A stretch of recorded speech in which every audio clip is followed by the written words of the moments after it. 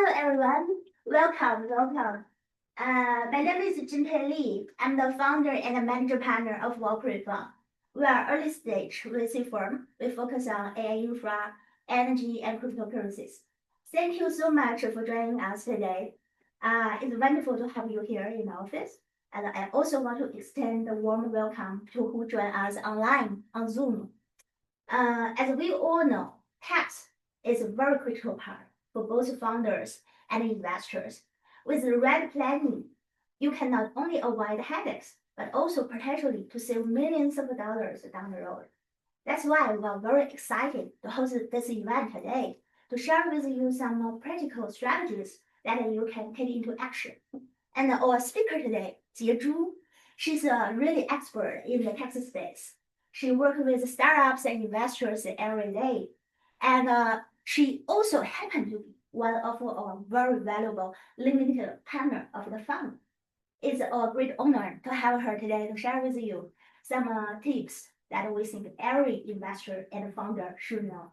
So please join me in welcoming Jie Zhu.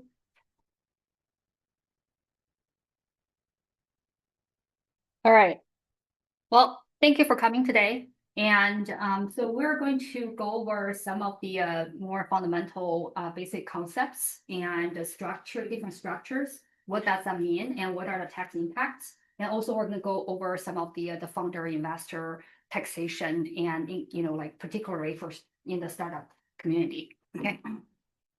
Feel free to ask questions, and while I go over information, and we're like really relaxed, free discussion forum. So I hope that feel free to ask questions. So this is a lot of times that our clients and will ask, and entrepreneurs will ask, what do I need to know and before I want to start a business? Okay, so this are like you need to understand what structure you're going to use and what are the compliance that you need to do and what are the planning opportunities. And some other things that we do not handle, like human resources and stuff, but of course I need to understand some of the human resources information and banking, financing, and also importantly understand what the investors are looking for, because we'll go over briefly at the very end what investors will look for from a tax due diligence perspective. Since we're focusing on due diligence, but we work with investors and target companies on both financial and tax due diligence. But today's topic is more focused on tax. All right, so entity structure, why do we care, right? Because it could be impact the tax, not just at entity level, but also at the, like the founder level. And it could, depending on what the goal is, right? Are we going to be a private owned business forever and like a family business, or our goal is to be acquired, like going IPO and in US somewhere else. So there's other like jurisdiction considerations that we do. And how do we hold IP, right? And what can we be a tax efficient operation?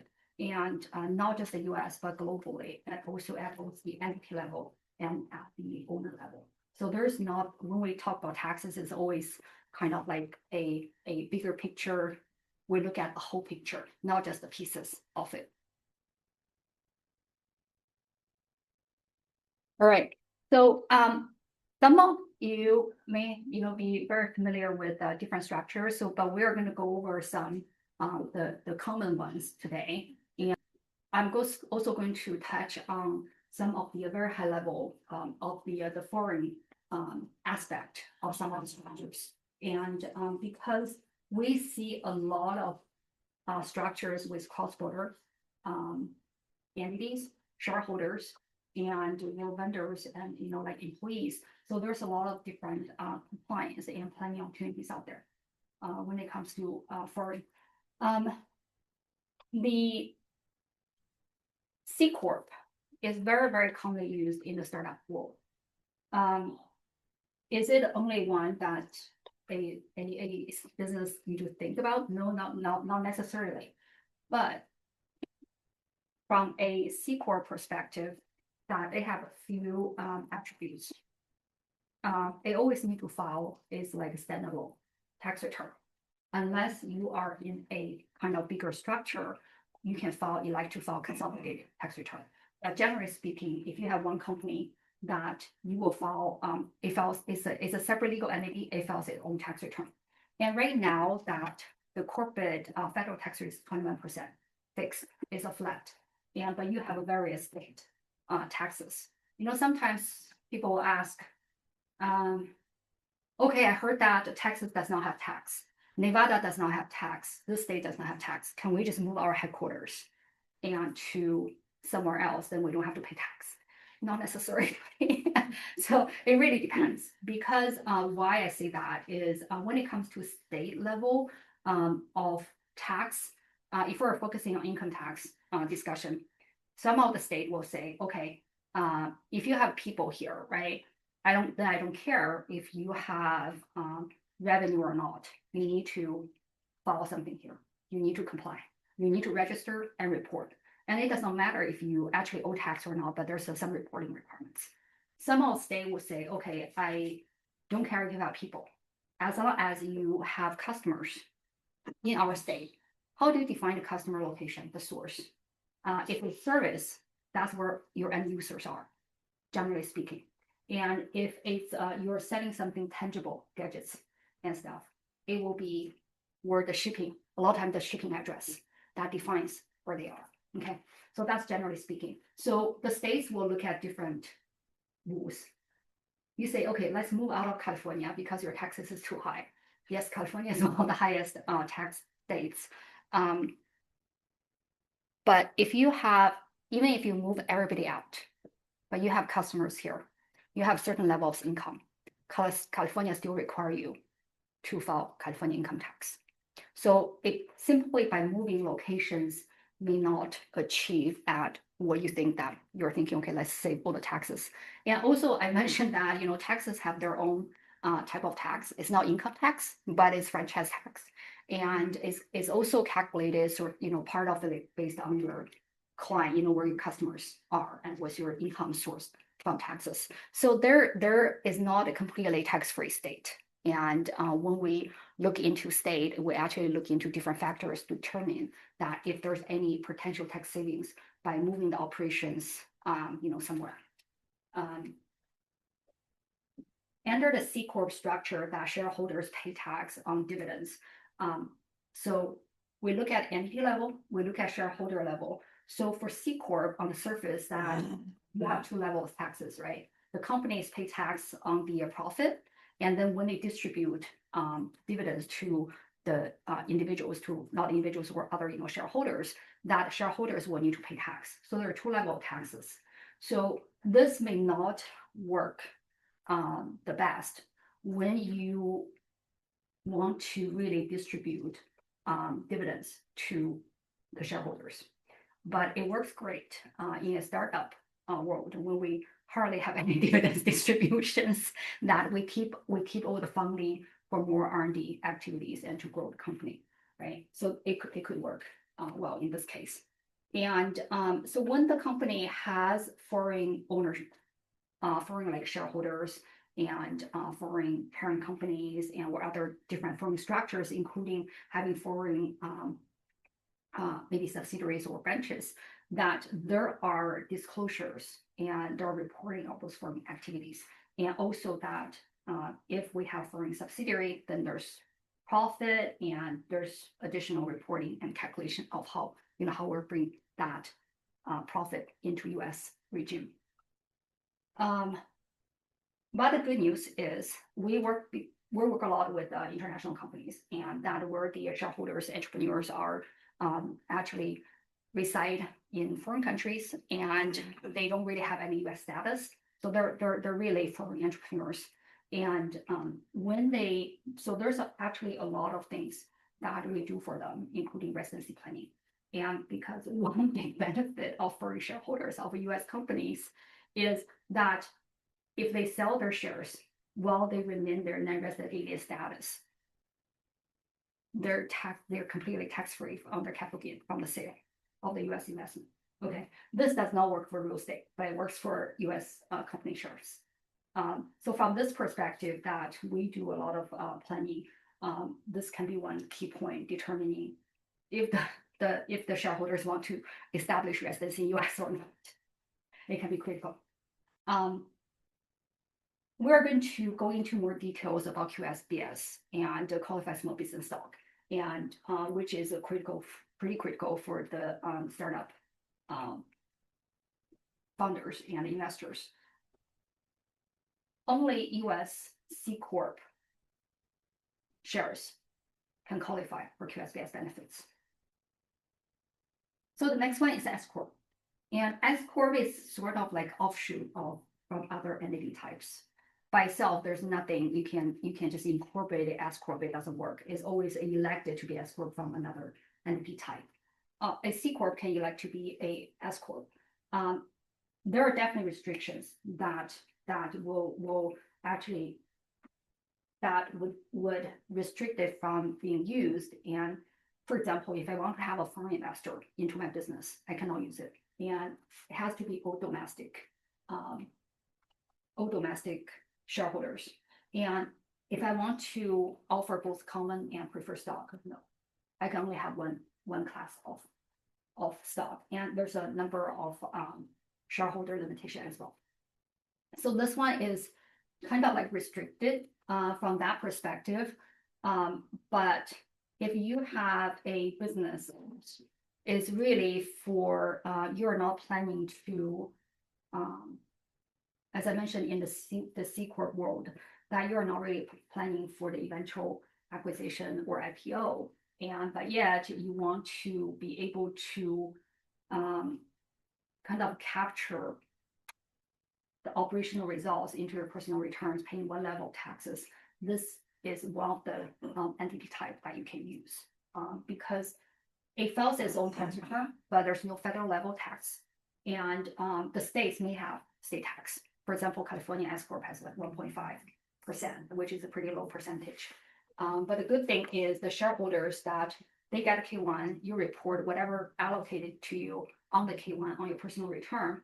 And then whatever on the K1 is now subject to self-employment tax. So essentially you get a S Corp owners will sort of required to get a salary from S Corp because it's one field that the IRS will look pretty closely when they do not, because otherwise it could be seen as a tool to bypass the self-employment tax. Okay, so it's important to really pay salary and a reasonable compensation to the shareholders for their service, and it's not qualified for QSBS. But S Corp can be a shareholder in the QSBS though. So this one LLC. LLC can be these are some basic concepts, and it can come in as a single member LLC, somebody own 100%. That single member can be a natural person or can be a even a foreign company, can be anybody. Okay, and by default, if they don't do anything, it will be considered a transparent for tax purposes, meaning that the single member will be the one responsible to report any of the activities of that single member LLC. And if you have a US single member, which is not a big deal because you already file taxes, right? And so it's part of your tax filing. But when we have a foreign member, that could be, there's a lot, it gets more tricky. And because, for example, what if I have a foreign company setting up a single member LLC here? If we don't do any election, it stays at that transparent form. The foreign company will need to file a US corporate tax return. It's a different form than the US corporation's filing, but you need to file a corporate tax return as a foreign company doing business in US.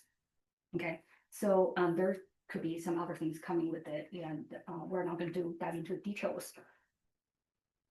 And there's also more disclosure requirements, and even when there are money transfers, even for equity investment and for distributions.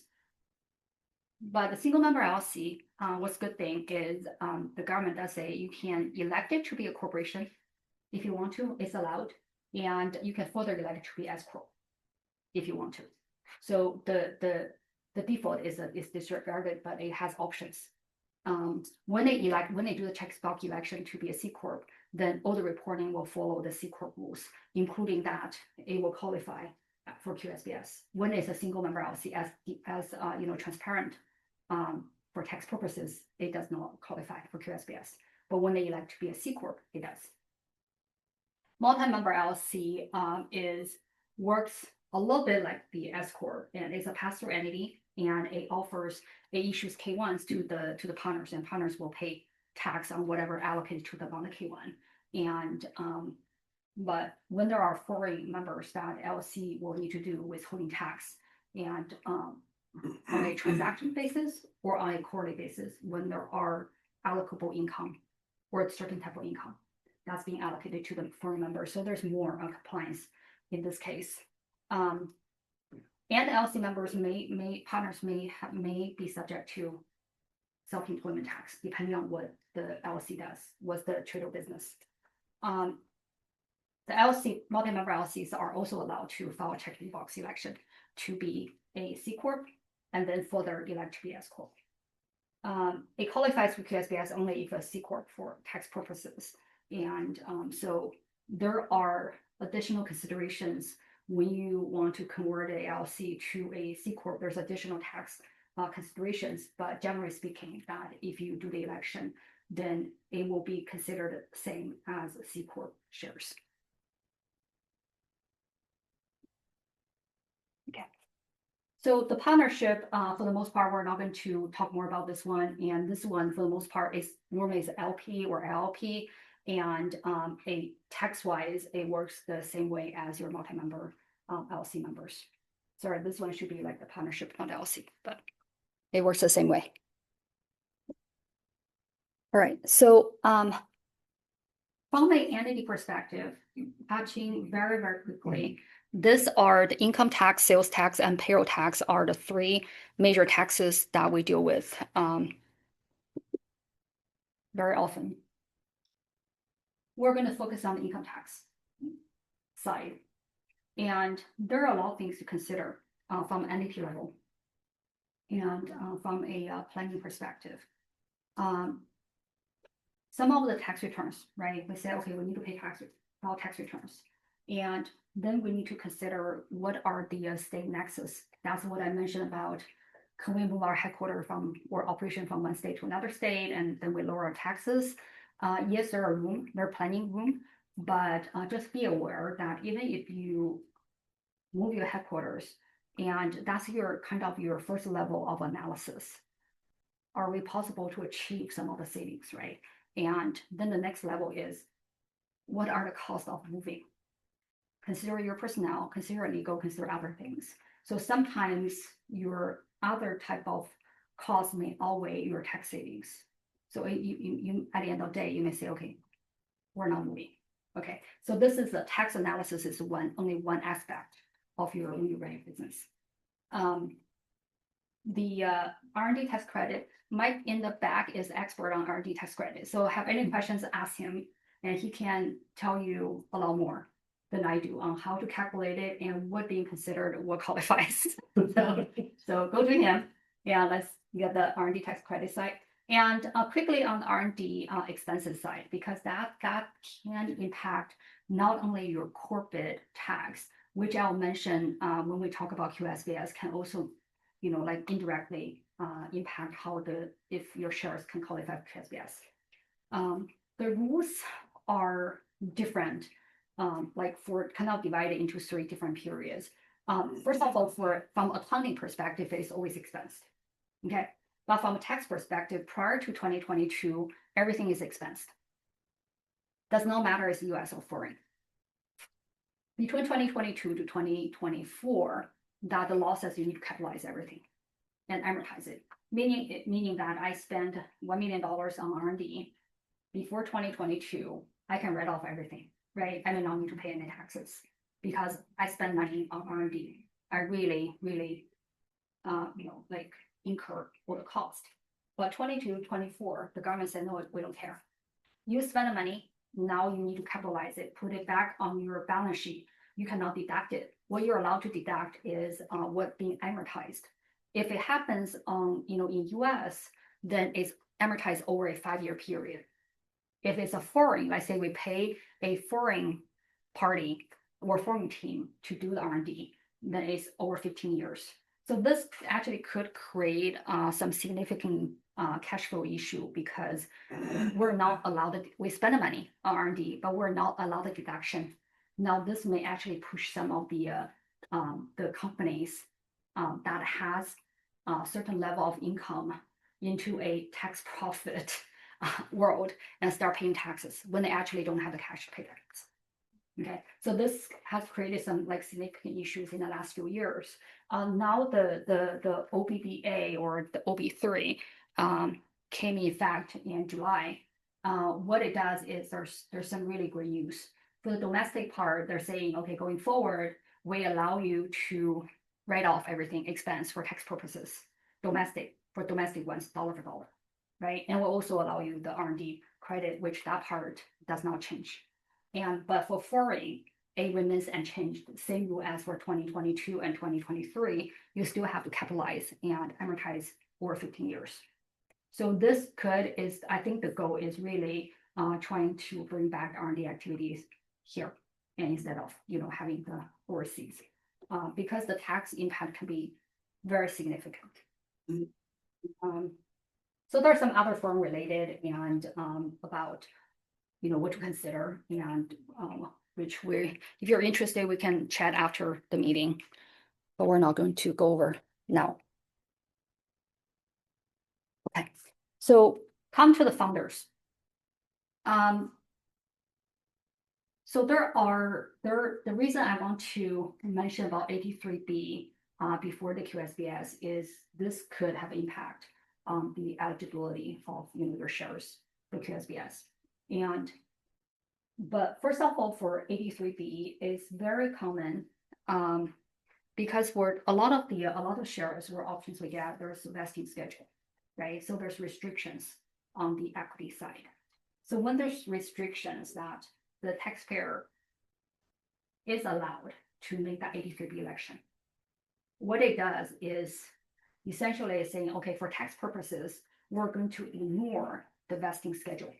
You can accelerate your excise or your purchase of the shares to today, instead of over the 4 years, right? 25% each year. You can accelerate it. Once you accelerate it, what does it mean by acceleration?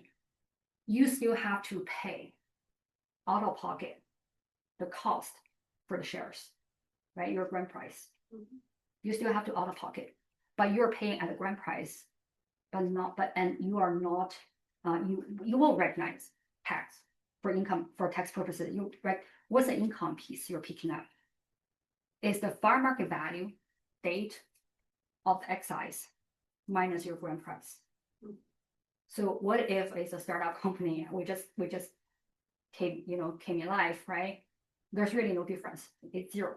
So you recognize you filed the election, pay zero tax, accelerate the excise of all your shares to today. It does a few things. One is it accelerates your holding period to today instead of when it's being vested. This actually is critical from a QSBS perspective because we're accelerating to today so that we can meet the holding periods for QSBS easier. Okay, instead of have to wait for a few years. And the second is a change in nature of the shares you own now. Because before, if we wait for the vesting, that in a year, if we do the excise, let's say the fair market value, I excise for 1 cent. My excise price is 1 cent, but fair market value a year from now is $1. Okay, and I do my excise 1 year from now. For the 99 cents, I need to recognize as income, and it's normally ordinary income.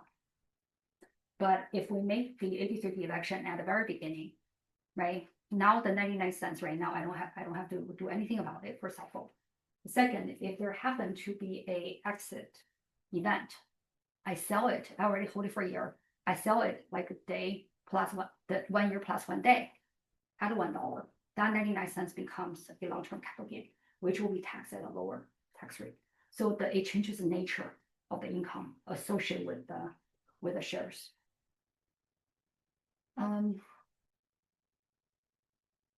So people will ask, is there any downside of 83B? Yes, there is.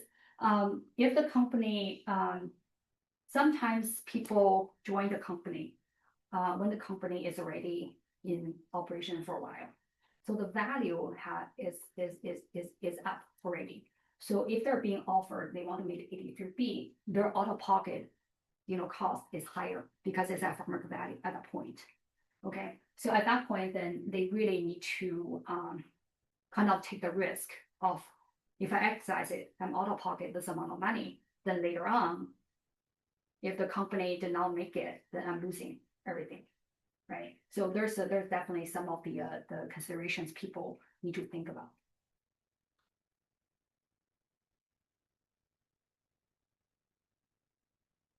Okay, this is just kind of a laundry list of what's on the 83B election and when they need to be filed. It's need to be filed within 30 days of excise. So we're going to talk about the QSBS. The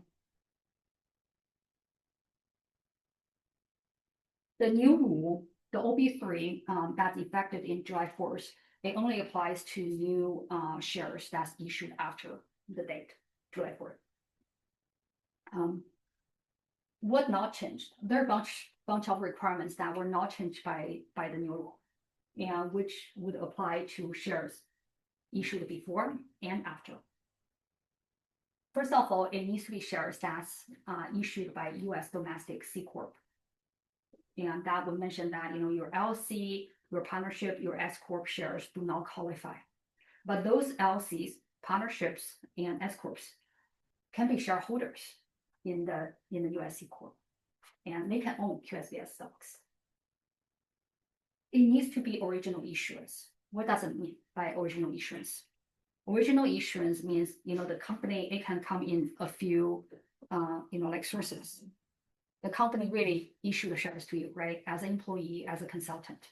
Let's say if you're a consultant that you provide services, the company issue your 1099 for your service, but did not pay you any money, they gave you the shares. So your cost of your shares is actually your service, like the income you receive from the company. That's considered original issuance. And it could be gift, which we'll talk about some of strategies and how we can not getting just the $10 million or $15 million tax exempt capital gain. How can we double, triple that? And there are some of the strategies there, and which through gifting. Okay, so if I receive it as a gift, it's considered original issuance. And as a recipient of this gift, I take over the same cost and same holding period and from who gave me. It can also be as an inheritance. If somebody has this on hand, when they pass away, they pass to the heir, and that's also considered. It cannot be, okay, I buy from another investor. You can't. Then you lose the benefit. The company that issue the shares need to be in active business, meaning that it cannot really be, okay, let me just hold this stock and hopefully it works, right? But if you are the shareholder of this company that's holding passive investment in other businesses, and your shares in your company would not qualify as QSBS, it needs to have active business. So it needs to have at least 80% of the assets being utilized in your business. And startup saying, okay, we don't have any revenue yet, and do we qualify? Yes, you do. It's specifically in the tax code. If you are a startup company that is considered active business.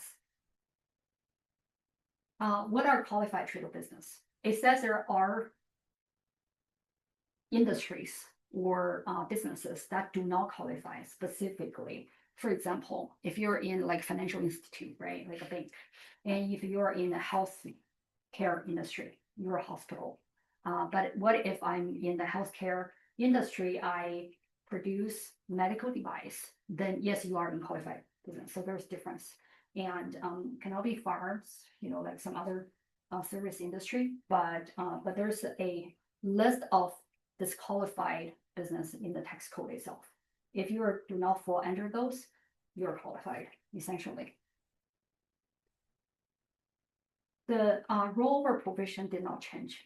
What that is which we'll talk about, what are the old rules and what are the new rules. If generally speaking, people can get the max benefit, the $10 million or $15 million exemption, which I'll talk more later, that if they meet a holding period of holding the QSBS stock.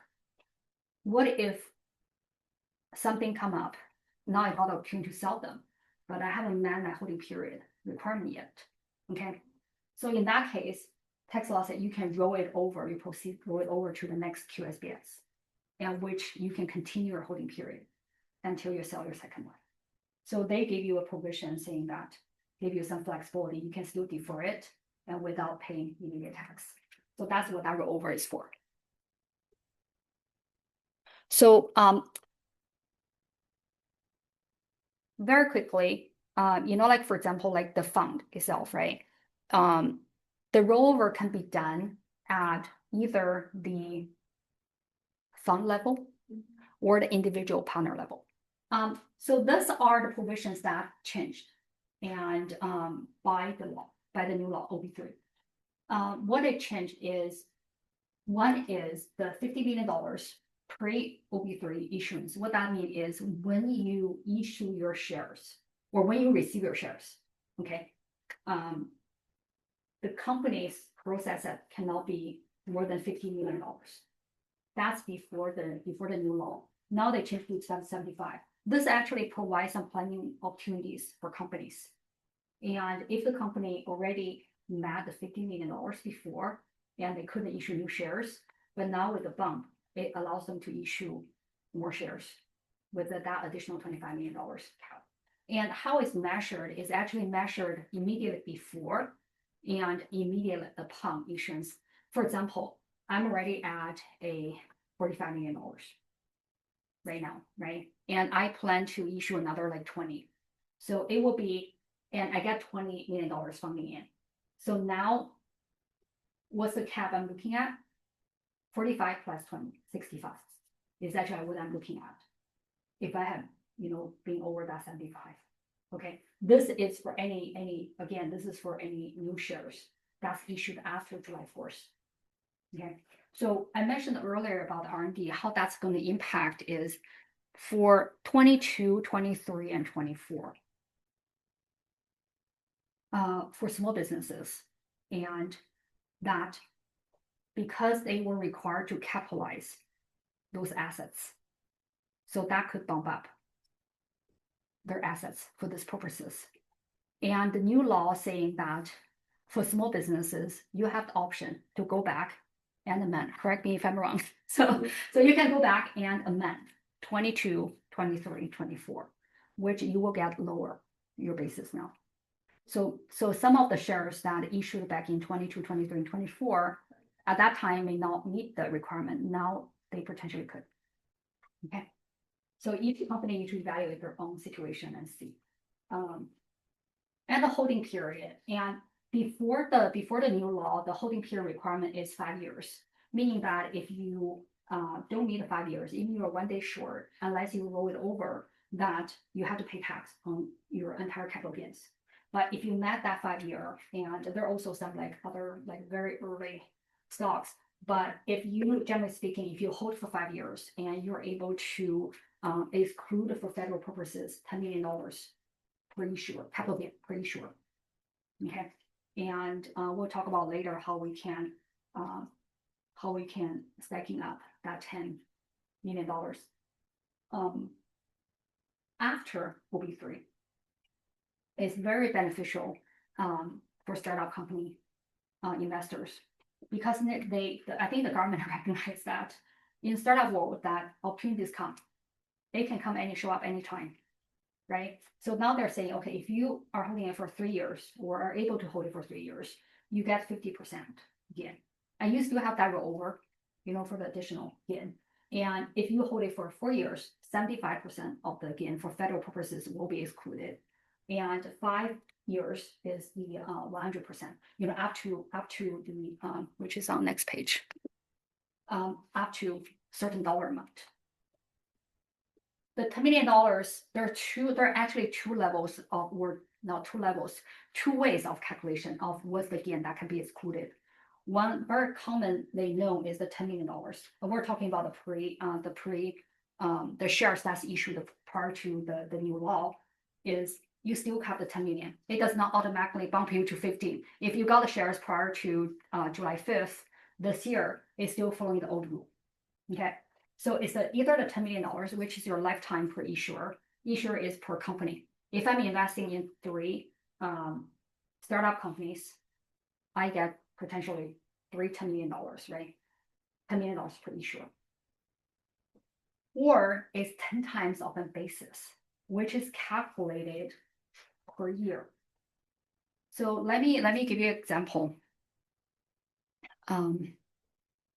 For example, if I invested in both common and preferred shares in a company, and I paid nothing or close to zero for the common stocks, okay, but I paid $2 million for the preferred.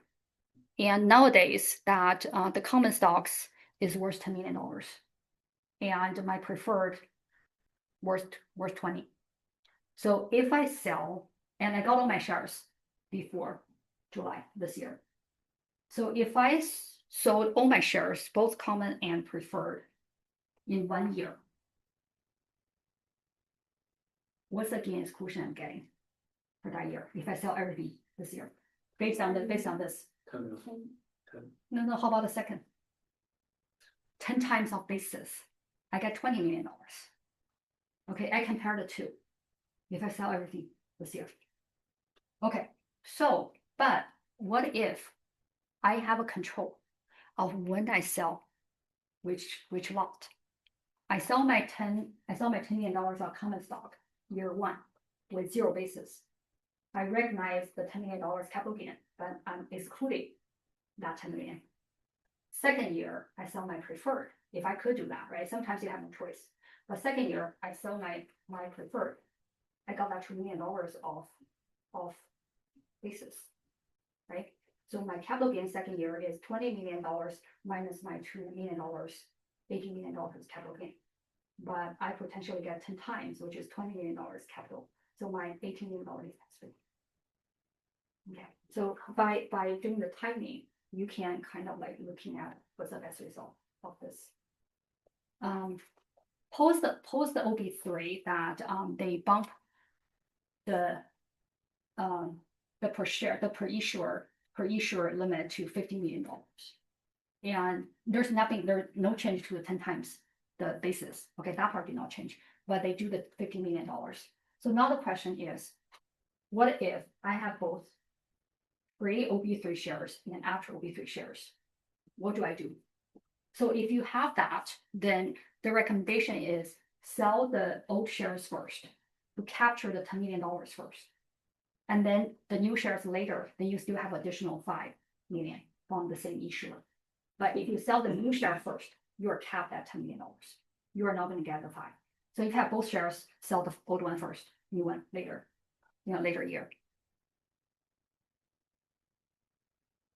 Okay. So some additional considerations that common questions we get. We're a married couple. Do we each get 10? No, you don't. The law says no. You married couple, you get 10 together. Unfortunately, so there's an argument. What if we have really can say this is our separate property? Can we get 10? Somebody are pushing the envelope and reporting that way, but the law says clearly if you are a married couple, even if you file separate returns, you each get 5. Meaning you split it. I think that's a marriage penalty in this case. Pretty huge marriage penalty. Who are considered separate taxpayers for this purposes? It can be your relatives, your kids, your parents, your grandchildren, somebody on the street, or your aunt, uncle. Non-grantor trusts. And So often that we use non-grantor trust quite a bit in estate planning and gift planning for our clients.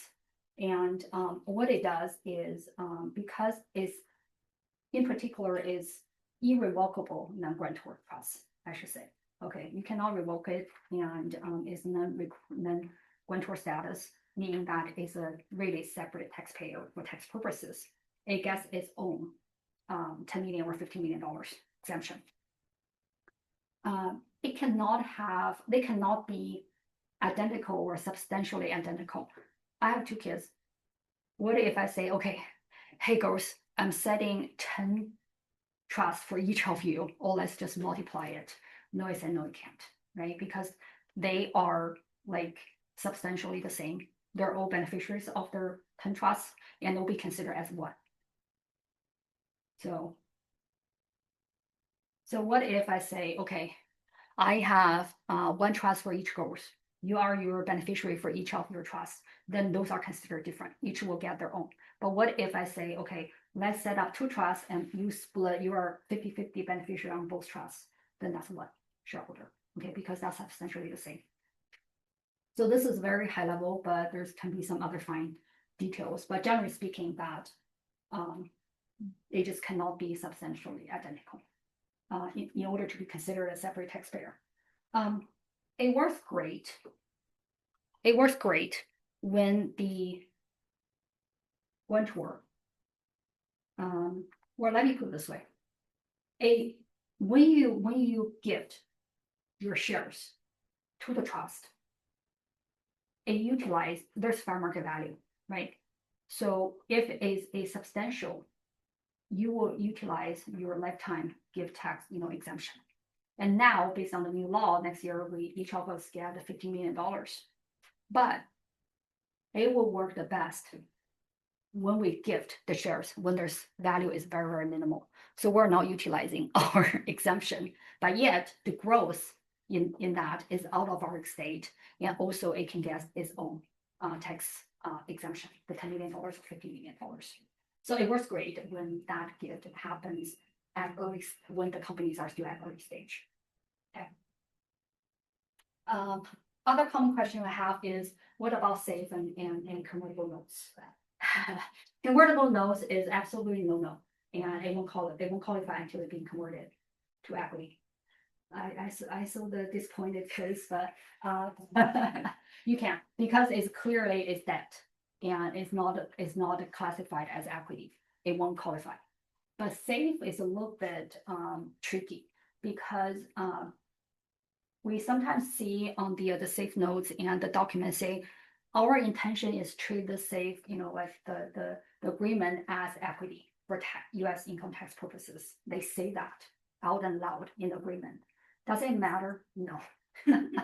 We look at facts and circumstances of that. Some of the SAFE, like a pre-money notes will say no. It's more like a liability. Okay, it's not equity. But what about post-money note? Like SAFE, right? And we'll say, then we look at, is there like a dividends rights, some other things? Is it more like equity? Can we push the envelope a little bit and to classify as more towards the equity? Then maybe there's a chance to classify it as for QSBS. What it is still that, meaning that when your holding period starts, right? With convertible notes, it won't start until we convert it. With the if SAFE, we could argue it as it's QSBS, then we could kind of push the holding period from the day we get into the SAFE. So that could be kind of like, but it's not defined anywhere. So it's really kind of like your judgment call at some point. The state rules, most of the states conform to federal law, meaning that they recognize the tax exemption, or like the capital gain exemption. But some of the states, including California, handful of states, say, oh, no, we don't. You don't have to pay federal, but you still have to pay state tax. I think it's California, Pennsylvania, and a few other states. I can't remember what state it is. So they're actually presenting some of the opportunities for residency planning. Okay, so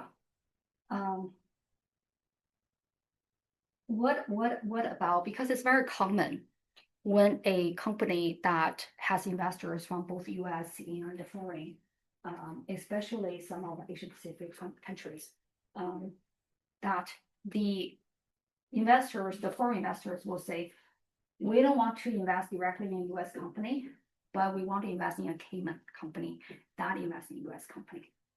So in that case, do US shareholders qualify, can get the QSBS benefit if they own the Cayman company shares and the Cayman owns the US company? Take a guess. No, they won't. By default, they cannot. But what if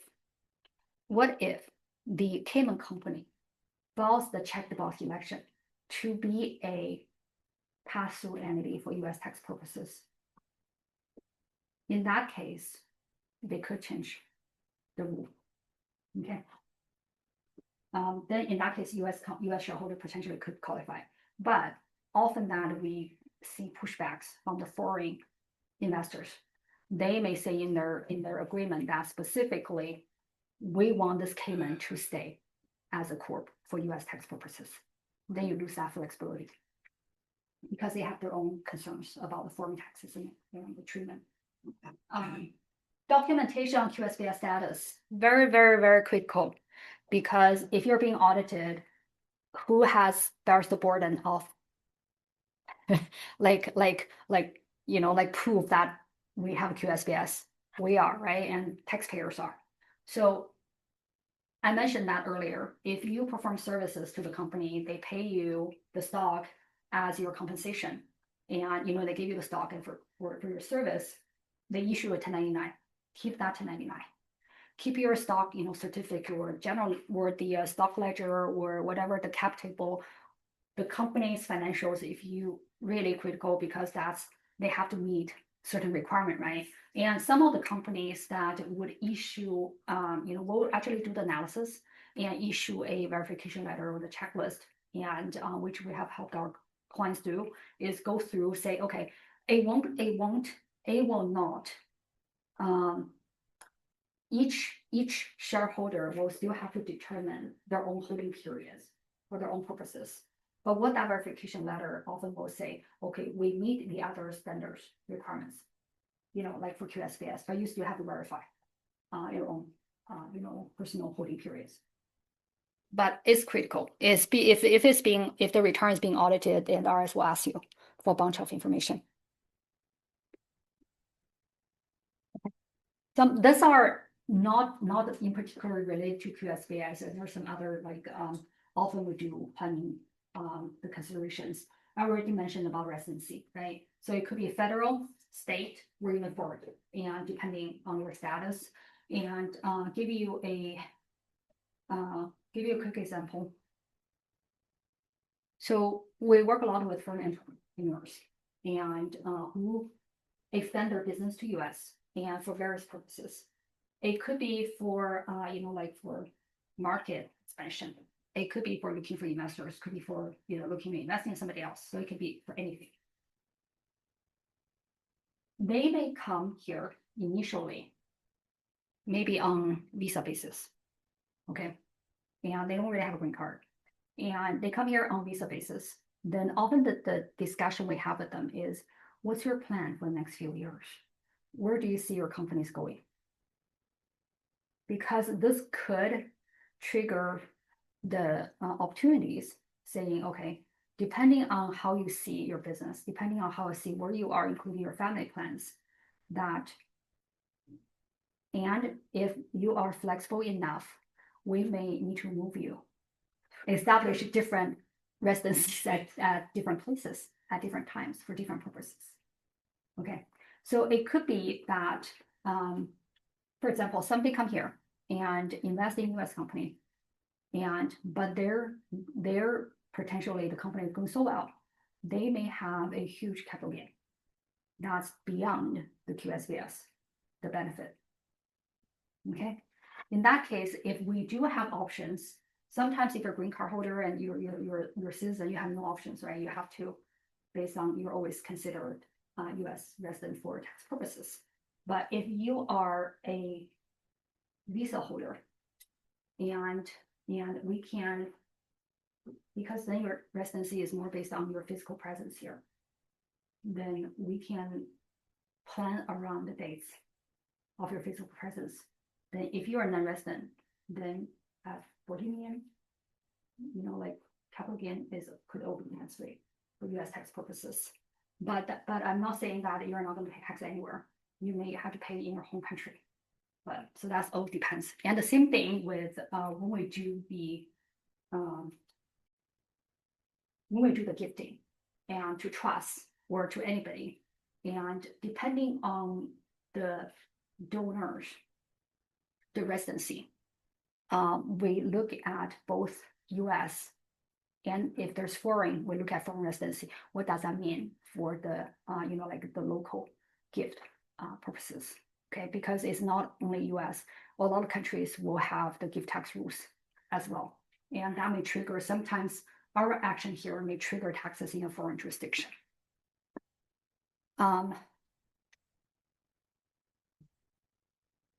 So I'm not going to go into like CRTs, just to understand the CRT is another tool, income tax tool that can defer the capital gains on, if you have any, this can be a real estate, this can be your stock, can be anything that you sell, you're going to have significant capital gain. And this tool can help you to defer it. And it's not tax-free. You're not getting a tax-free unless it also has QSBS, right? But if I'm talking about if it's non-QSBS, then it can help you to defer the gain. Okay, at the same time, generate a steady income stream back to you and to your family. And but it does have the once everybody go to heaven, then everything else goes to a charity. But the charity can be what your family set up, can be a family foundation or anything that you designated. Okay, so there's some flexibility there. So it's a great tax deferral tool, but we're not going to go into the details.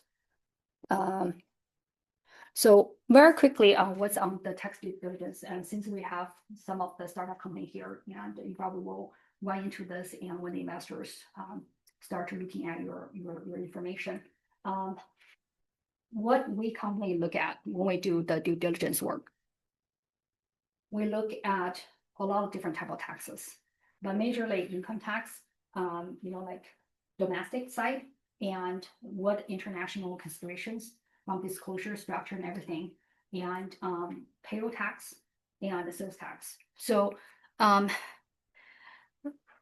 people ask, I say, yeah, payroll tax, you run through the payroll companies, and what's a big deal about it? And one time, we did find about the company owed about $1 million to the IRS for payroll tax, and that's not even on their books. Okay, so it happens. It can be substantial. And I know a company that their first company failed. They actually got the funding in. Somehow their payroll tax slipped through their due diligence work. And when the investors looking at them, then the company had to be dissolved because that it was discovered later on. So this could trigger some issues. And the sales tax is the same thing. We often see companies that are not compliant with sales tax because the when you're in compliant, that the sales tax is not your company's burden, right? You get it, you send it to the government. It's kind of like you're just passing through your agent. But when you are not in compliant, you cannot really go back to your customer and say, hey, you have to pay me, now I need to pay the government. You are the one, company is the one, need to pay the back penalties and other things, and the sales tax, okay, becomes burden if you're not in compliant. And each state have their own rules, which they can be all over the place. Very, very quickly on the foreign, I want to mention that because the US government has been pretty strict on the foreign stuff. And one particular is the second one, the related party transactions. If your company has any foreign investors that own 25%, this can be direct or indirect shareholder. That's why when we look at the tax filings, we ask for structures with all levels of ownership up to the very end. And if your company has any direct or indirect foreign shareholders, and under that structure, if there are any related party with domestic or US, okay, it can be anywhere. If you don't file the required disclosure, the penalty is 25,000 per form. So it can be very substantial. Just to be aware. And other disclosures normally is 10,000. It's a little bit cheaper, but these are the common documents that we ask for when we do a tax due diligence. Yeah, so it's like several years of tax documents and information, and including our credit report if they're claiming that, and the transfer pricing, state nexus analysis, and so we go through everything and to understand what are the compliance requirements and come up with a memo saying, hey, they're really meeting all the all the requirements, or there are really things that are being missed. There is potential risk to this. Okay, any questions? I've been talking a lot, so any questions? So very quickly, our firm is a member of Prime Global, and we're based headquartered in San Jose here in the Bay Area, and but we have we're a member of Prime Global. That's an international accounting association, and that has member firms in over 100 countries. That gave us a lot of flexibility and resources when our clients have needs in foreign jurisdictions, and not just from a tax perspective, but also they may need local attorneys, and we reach out to our member firms there, and then we talk with them. So, for example, one of our clients recently say, "Hey, we are expanding to UAE, Italy, Ireland, and Brazil, and do you have anybody there?" So we connect them with our local members in those jurisdictions, and so they were able to support them. So this really helped our clients and provide a lot of benefits. So if you want to reach out to me, and feel free to connect with me on WeChat or LinkedIn, and we'll be happy to support you whichever way that you need.